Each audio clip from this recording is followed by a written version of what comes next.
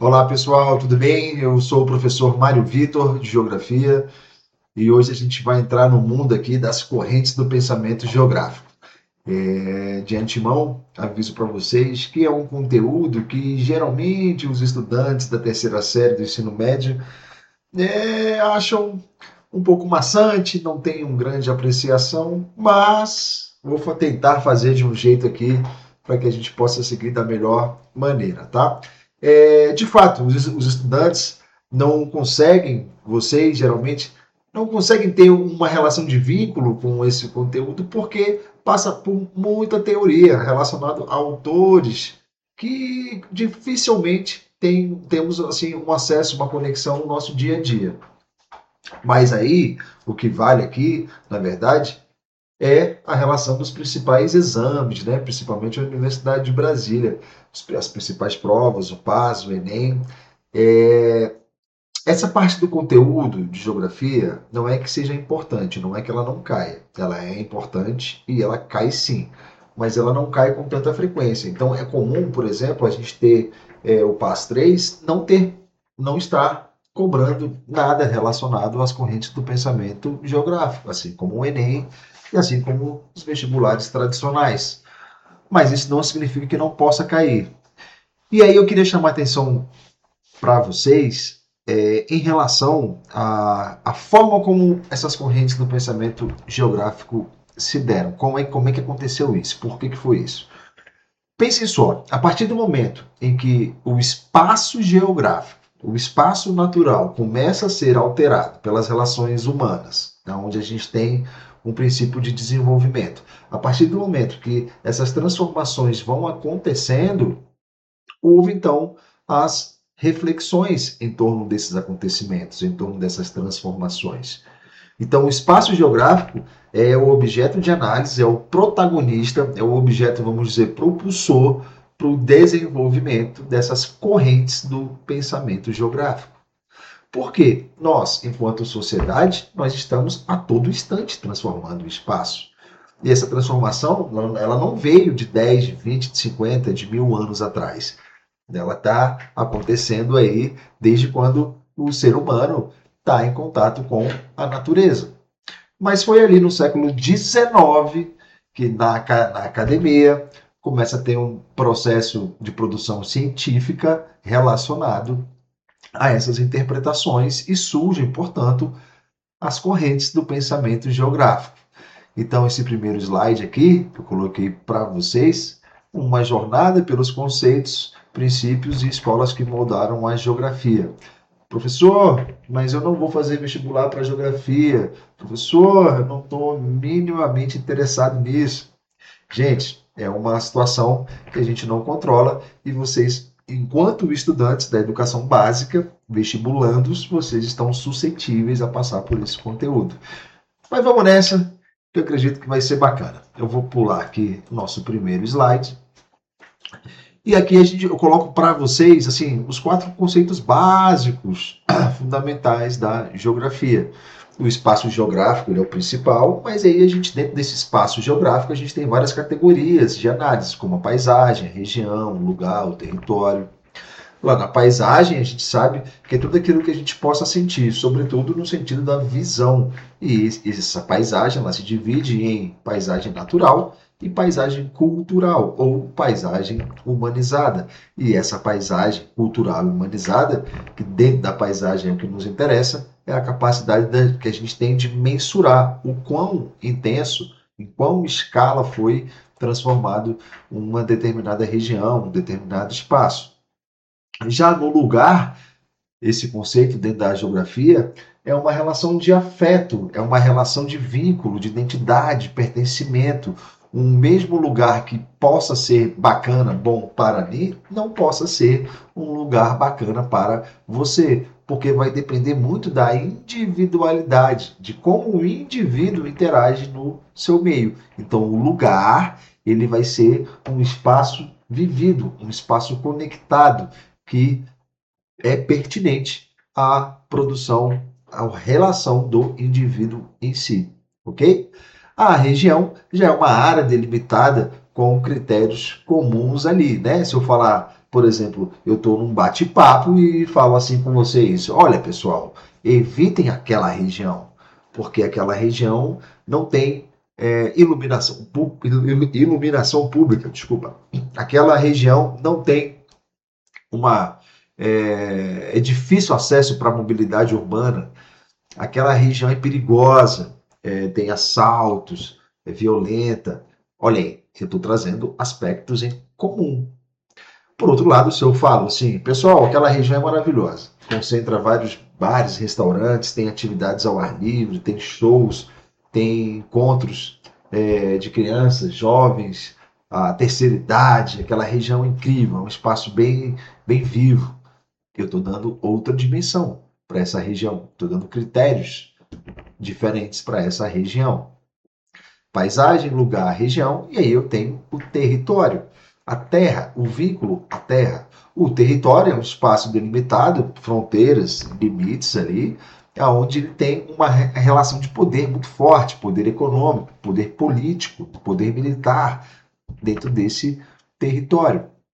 O território é um palco assim riquíssimo dentro da geografia. Através do território, a gente tem impressões, a gente tem visualizações sobre o que acontece e as manifestações de como acontece qualquer natureza entre o homem e o meio, o seu território.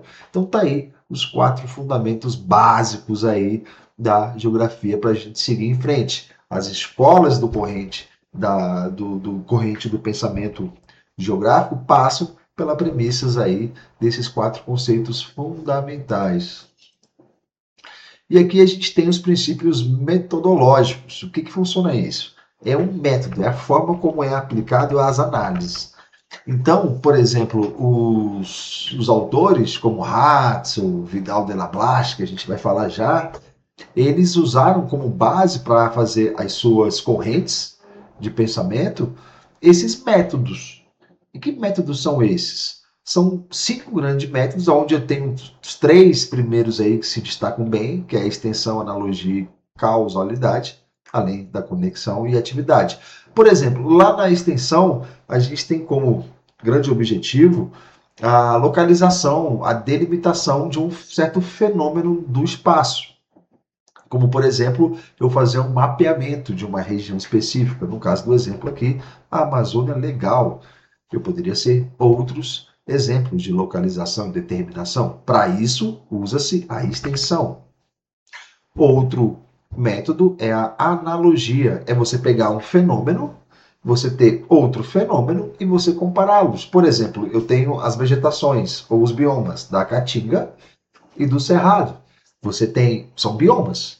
Você tem ecossistemas independentes. Mas a forma como eles agem, a forma como eles interagem entre eles, então a gente consegue compará-los. Por quê? Existem ali vegetação diferente, existe clima diferente, umidade diferente, né? Temperaturas diferentes, elementos diferentes que vão fazer com que esses ecossistemas, esses biomas funcionem. Uma maneira de compará-los é através da analogia. A causa, a causalidade. Então, é em busca de fenômenos. Por exemplo, lá no Nordeste brasileiro, a gente tem, na parte do sertão, uma grande ausência de umidade. E qual é a causa disso? E aí a gente tem como o relevo da Chapada da Borborema, um grande elemento ali que impede que massas de ar úmidas saiam do oceano e penetrem ao interior do Nordeste. E aí você tem essa região do sertão com ausência de umidade. A causa disso é a Chapada da Borborema. A gente tem outro método, que é a conexão. Olha lá, é relacionar os fenômenos entre si. O desmatamento na Amazônia, ele vai ocasionar, na verdade, uma ausência de chuva no Sudeste. Porque a gente depende desses rios voadores, dessas massas de ar úmidas que se formam na Amazônia, que vai afetar tanto o Sudeste como o Centro-Oeste. E aí, à medida com que esse desmatamento na Amazônia avance, a gente vai ter menos carga úmida, menos carga hídrica nessas massas de ar, fazendo com que a gente interfere no regime de chuvas dessas regiões. Olha aí, a conexão. E por último, a gente tem a atividade, que é a relação antrópica mesmo da ação do homem no espaço, né? A gente tem aí o exemplo que eu trouxe, a expansão da soja no centro-oeste, né? A fronteira agrícola aí. Essa soja ela é produzida cada vez mais porque há cada vez mais uma necessidade, uma demanda muito forte de exportação. E aí o Brasil, no caso, os produtores de soja, junto com o governo brasileiro, faz com que essa soja seja de alguma forma beneficiada e entrando aí no sentido da atividade como um método da geografia. Pegou esses cinco? Aí a gente vem para cá. Então, esses cinco princípios. E aí começa-se. Então, a primeira grande escola aí, ou as duas primeiras escolas, eu vou começar com o determinismo. Eu quero muito que vocês gravem dois caras aí. O primeiro desses caras é o determinismo, depois o possibilismo. Esses dois, eles são os principais dentre as correntes. E depois vamos ter outras correntes. O que é o determinismo? Ou determinismo ambiental? Um alemão chamado Ratzel, o que ele faz? Ele desenvolve uma interpretação em relação ao homem e o meio. Essa relação é que, assim, o meio, deixa eu botar aqui só o slide para vocês, o meio físico, o clima, o relevo, ele vai determinar o comportamento, ele vai determinar a cultura, o desenvolvimento de uma sociedade. E esse movimento, liderado por esse alemão, Ratzel, desse pensamento, ele vai justificar aí a relação do clima em relação, dos aspectos naturais em relação ao homem. Então, está aqui essa observaçãozinha, essa atenção aqui, visão reducionista, usada para justificar o colonialismo. Ou seja, a ideia de que povos de climas tropicais seriam, por exemplo, preguiçosos e precisariam ser colonizados. Alguma coisa nesse sentido assim, que o Ratzel desenvolveu essa ideia do determinismo ambiental. Ou seja, o aspecto físico vai determinar a forma como as sociedades vão se desenvolver e se comportar. E aí, no contraponto do Ratzel, vem um francês chamado Vidal de la Blache. O Vidal, ele fala o oposto do Ratzel. Ele simplesmente ignora tudo que o Ratzel propõe como princípio de uma corrente geográfica. E ele desenvolve o possibilismo.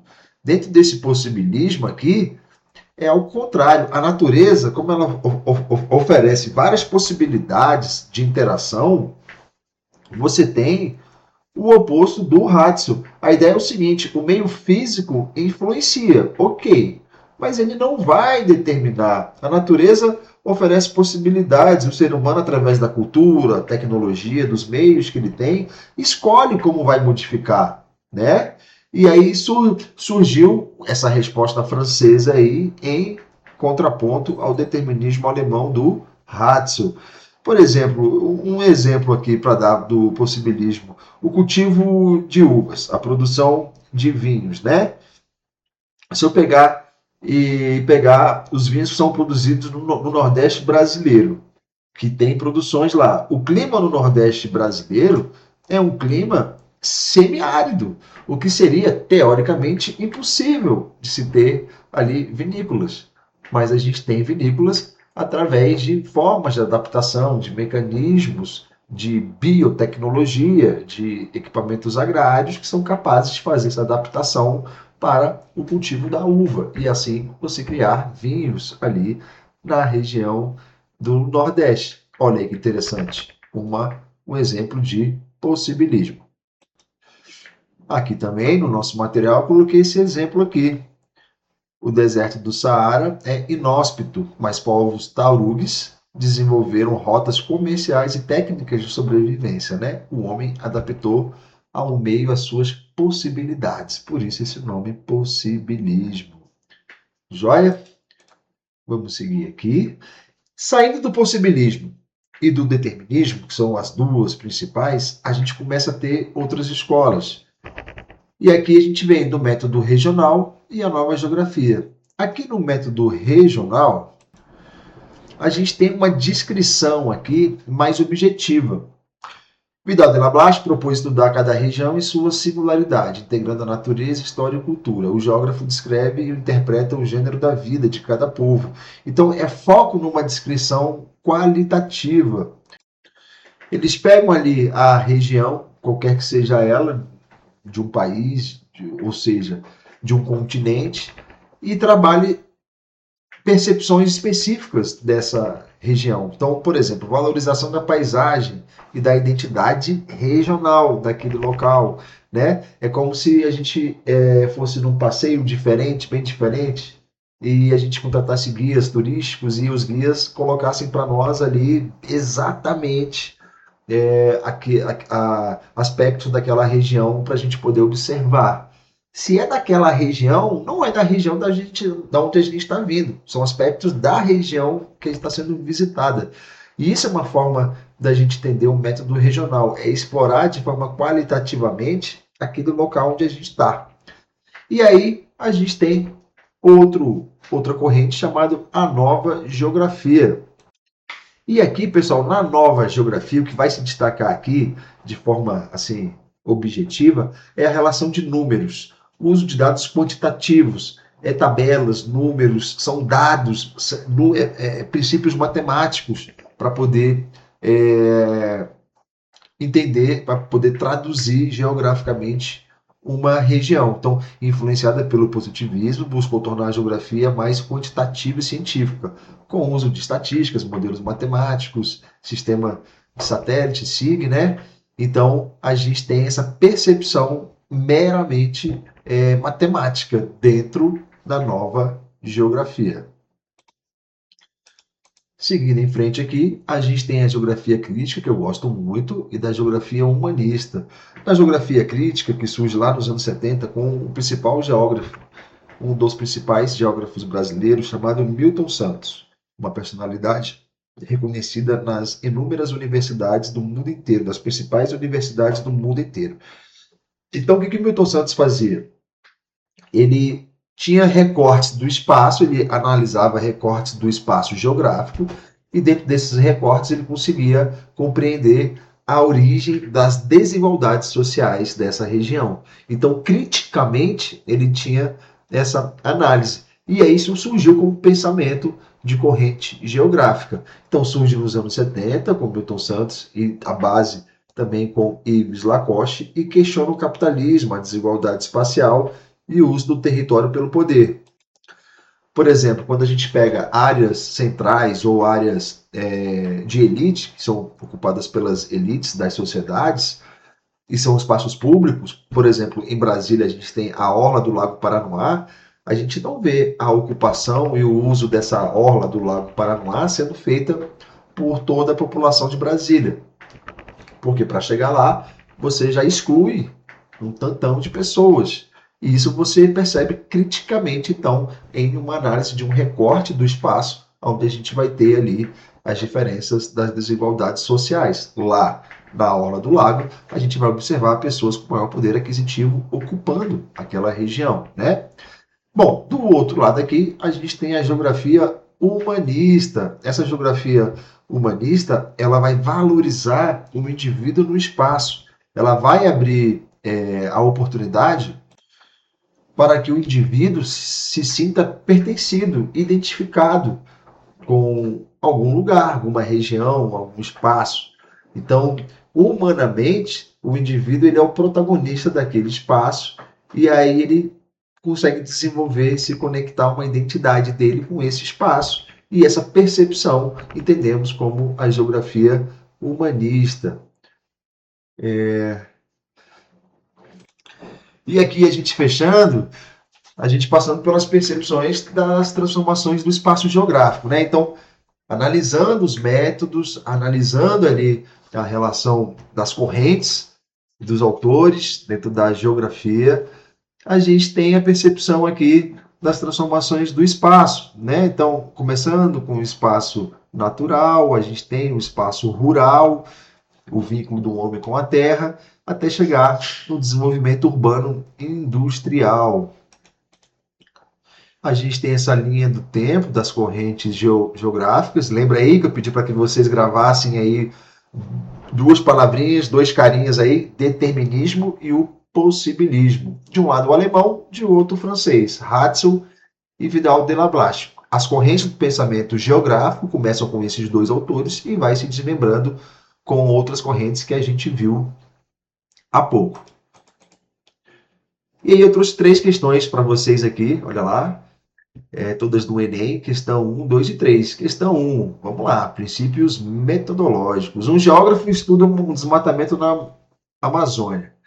E aí esse desmatamento, né, vai influenciar no regime de chuvas no Centro-Oeste. Qual princípio está sendo aplicado aqui? O que vocês acham? Olha lá. O que vocês acham?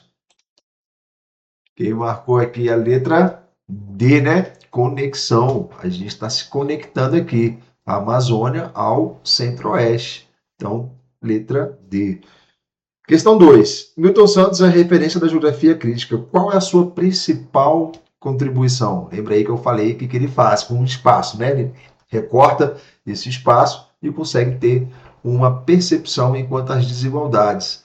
Então, aqui só pode ser a letra B de bola, né? Ele analisa o espaço como produto das relações sociais. Para a gente fechar aqui, a questão 3. Uma comunidade quilombola no interior da Bahia mantém tradições e identidades próprias. Esse espaço é melhor definido como o quê? Olha lá, quero ver. Essa eu quero ver. E aí, quem marcou a letra D, né? De lugar. Olha lá, identidade. Olha, deixa aqui a identidade, o lugar. Lugar é uma relação de convivência, de afeto, de identidade, de conexão, pertencimento. A comunidade quilombola tem a sua tradição, a sua identidade. Então só pode ser a letra D, lugar.